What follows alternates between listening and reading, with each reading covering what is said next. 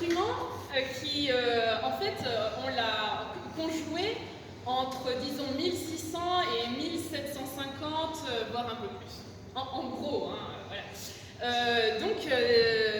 Quelles sont les caractéristiques? Par exemple, sur un violoncelle, pour ceux qui sont déjà allés à un concert de l'Orchestre Philharmonique de Strasbourg, j'espère que tout le monde y était, tu y étais toi. C'est très bien, voilà.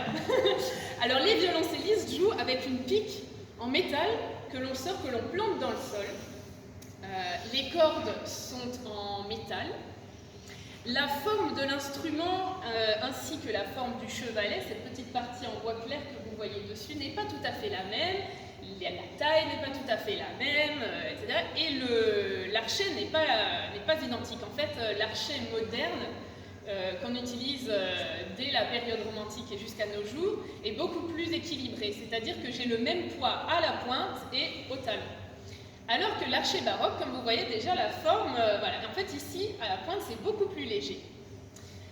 Donc, ça fait une articulation et une musique différente.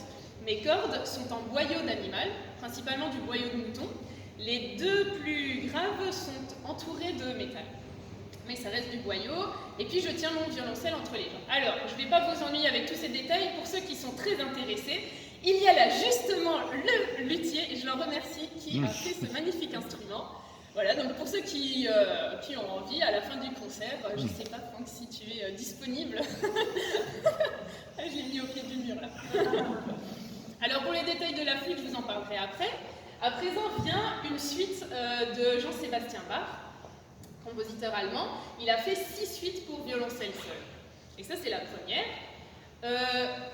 Une suite, qu'est-ce que c'est? C'est un ensemble de danses. Voilà, donc vous allez avoir l'allemande, qui est une danse noble, plutôt lente. La sarabande, encore plus lente. La caractéristique, je vous avais parlé de règles, avant il y a toujours des règles. Hein. La sarabande, c'est toujours à 3 temps, c'est-à-dire 1, 2, 3. Et c'est le 2 qu'on va appuyer. 1, 2, 3. 1, 2, 3. Dans la couronne, par exemple, c'est une danse plutôt rapide. Espiègle.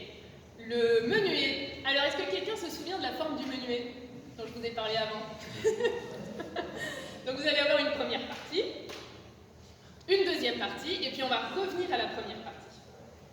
La gigue, la dernière danse, c'est une danse plutôt populaire. Et alors, le prélude, vous imaginez bien qu'un compositeur avec toutes ces règles, il en avait gros sur la patate, et heureusement, on lui laissait composer un prélude dans lequel il avait carte blanche, il pouvait faire ce qu'il voulait. Voilà, donc c'est un petit peu le moment de fantaisie des compositeurs.